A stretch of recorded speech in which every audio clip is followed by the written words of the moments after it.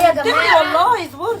يلا هاي يا جماعه. استني يا زينه فين ما لقيتش انا يا جماعه. طب ما انت اللي خليتيني اقفل عليك. بقول لكم ايه، زينه ونانسي عاملين وجانا عاملين اكل حلو قوي. فين المعلقه؟ وريهم البطاطس.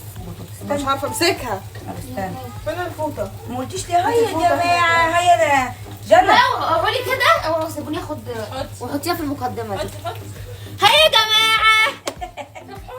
ماشي اصبري يا بنت عشان ما تتقلبش بس. يلا مين هتخش ملوخيه بقى؟ انا عملت لو عملتي انت انت يا نانسي يلا. يلا. يلا طب استنوا يعني عملت ولا لسه يلا بقى. استني اما تصفر سيكه. طب ماشي يلا. حطي الهاي. استنى يلا. يلا خلاص عشان ما تتحرقش. اعملي يلا. يلا يا زين.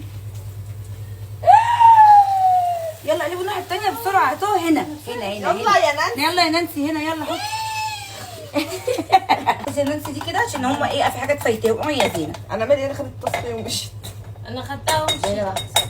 هو لازم ايه تكتمي كده عشان الريحه، يعني الطشه بالريحه. هم بيعملوا كده زمان واحنا بنعمل زيهم. طب خلاص.